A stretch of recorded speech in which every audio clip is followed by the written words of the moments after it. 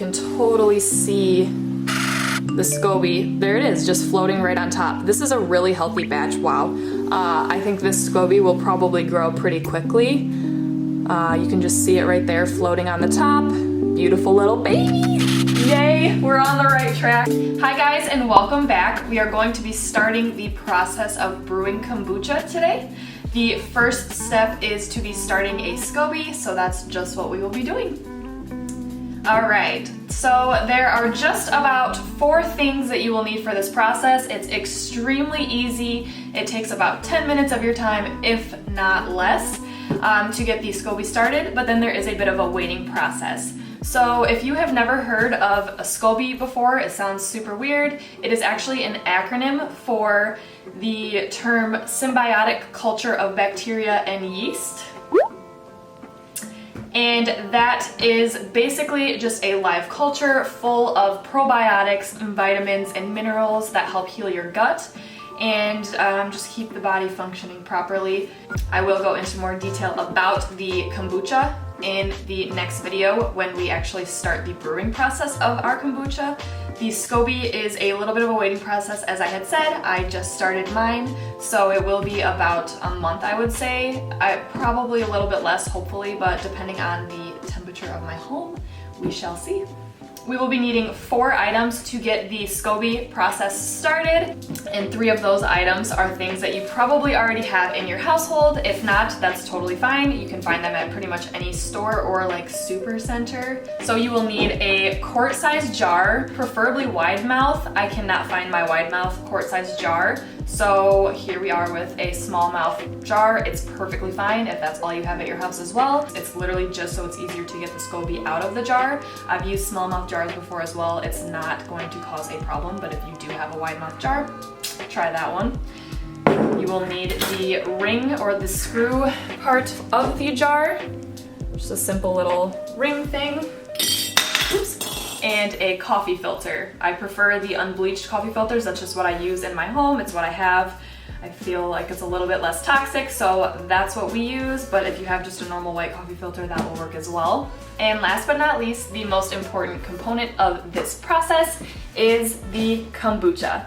So it's basically considered the starter tea.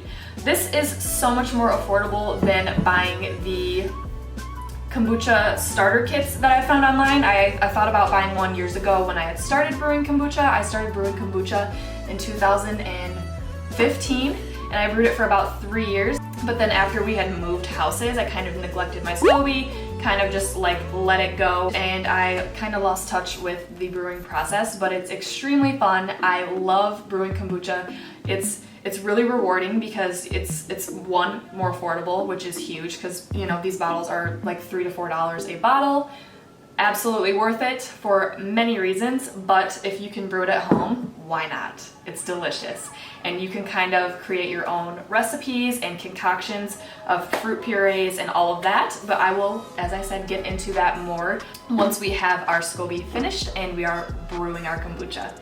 So one of the most important components or steps in this process of creating a SCOBY is to wash and sanitize the jar. Just wash it in some very hot soapy water. That is really just all there is to it, and then I dry it completely, and then I actually, just for good measure, I will pour in white vinegar, shake it around, dump it out, and then I will completely dry it out again. So it's just another extra step in making sure that it is as clean as possible. As I had stated, this is a symbiotic culture of bacteria and yeast. It's good bacteria, it's great for your body, but you just want to make sure that you are keeping things sanitized so that the bacterias aren't changing.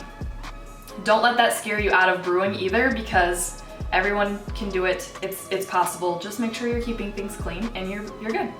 So the kombucha that you are using for this process has to be raw. It cannot be flavored, it cannot have any fruit juice, anything like that in it. It just has to be the original in the raw. The kombucha that I have always used and has really done me right is the GT's Synergy Raw Kombucha. The original. This stuff is wonderful. It's actually delicious. It's To me, I don't know for sure, but from what I've seen and what I believe, it's one of the like OG kombucha brands that has been on the market. I'm sure there are plenty of others. This is just in my area what's most abundant and has been around the longest. If you drink kombucha, you have probably noticed all of the little juicy bits that are on the bottom of the bottle when you buy it that have kind of settled down at the bottom. It's usually brown or it's the color of the kombucha if it's not in the raw. And you can kind of see it at the bottom of the jar here. So you can see the settlement at the bottom of the jar, all of that stuff. That is the gold right there. That is what you want. So our goal is to try to get all of that into our jar in this process. So you're going to take the kombucha. The thing that I always do, especially when I'm trying to start a SCOBY because I want all of that good stuff in there, is I will just slowly tip the bottle upside down and I will kind of do a little spin around to try to get all of that on the bottom. Again, this is carbonated drink, so you don't want to shake it up too much. You just want to kind of get the stuff off of the bottom. Okay, so it's starting to come off of the bottom. It will bubble up a little bit. Again, I'm trying to be very gentle because again, this is carbonated and it will fizz and can be extremely messy. So I have it all shaken up and you might even be able to see the bits at the top floating around. I'm not sure if you can see. There's one. See that little guy in there? That's exactly what we want. Once we have all 4 items that we need, we have gotten all of the settlement from the bottom of the kombucha bottle up. We are literally just going to take the kombucha bottle, open it, and you're going to take your jar. I don't think it really matters how you pour the bottle into the jar. I am just picky. I worked as a server and a bartender for a long time, so I just like to make sure that I'm keeping the carbonation in there. I don't really know if it matters, but it's just the way I like to do it. So you just pour the bottle into the jar, and normally once I get about halfway done with the bottle, I'll do a little twirl with it to kind of make sure everything is still stirred up and we aren't going to miss out on any of the SCOBY itself. So the settlement is SCOBY. So every bottle that you buy and you drink comes with a SCOBY in it, and that is just the probiotics and the minerals. So you want to make sure that you do have that in your kombucha that you're drinking. The more there is, the better it is. And when I first started drinking it, I was very hesitant to swallow those things because sometimes they can be kind of large. But now that I know that it's the good stuff, you can absolutely drink it, eat it, whatever you would like to do. I think that it's in there for a reason and we are drinking them for a reason. So you might as well get all of the good stuff that you can. So I will just show you. You can totally see the SCOBY. There it is, just floating right on top. This is a really healthy batch, wow. I think this SCOBY will probably grow pretty quickly. You can just see it right there floating on the top. Beautiful little baby. Yay, we're on the right track, so that's exciting. So now, once the kombucha is poured into the bottle, again, the entire bottle of kombucha, you're going to take your coffee filter, and you're going to put it on top. You could also use a cheesecloth or some sort of rag. It's literally just to make sure that there are no bugs or things like that getting into the jar. And then you're going to take your jar ring, and I'm going to set it down for this. And you are going to just screw it right on there, as snug as you can get it. Here we are. This is where we're at now. Oh my gosh, it's gonna be such a good thing. Look at all of that good stuff right there. Wow, that is what you want. Look at all that. That is live cultures. And it sounds kind of funky, but that's just what's in Greek yogurt as well, Activia, things like that. It's very common, it's very healthy for you, it's been around for a very long time, so don't let the live culture term scare you away from kombucha either. It's great for you, it's delicious, and it's a win-win. Like I just had showed you, it's got a ton of stuff in this bottle, so I'm like really excited. I think it will be a quicker process, or just a healthy SCOBY. It will grow well. If yours does not have that much in there, that's okay. As long as it has some little bits in it, it will go a long way. It might just take a little bit longer. Okay, so now that this is done in the jar, you're literally gonna find a warm, dark place in your house.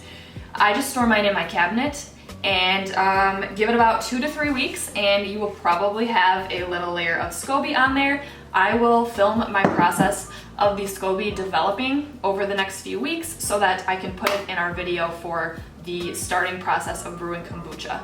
I am not at that part in the process yet either, so I wanted to film this and get this out there so that we can start our SCOBYs at the same time and kind of be on the same schedule together. So once you get this stored, give it about 2 to 3 weeks at room temperature.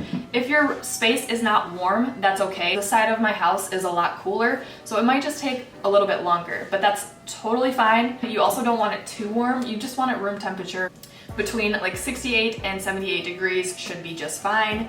It just shouldn't be cold because when it's cold, the live culture becomes dormant and is not actively growing and developing. So what you want is all of that good bits stuff to develop a large film on the top of the bottle, and that becomes your SCOBY. SCOBY is also known as a mother. So you've probably seen it on apple cider vinegar bottles before where it says with the mother. Anytime you're buying apple cider vinegar, make sure you buy the kind that says with the mother. It's a very similar process. Apple cider vinegar and kombucha are kind of like cousins. So they are both brewed in a similar way. Apple cider vinegar is basically a fermented process with apples.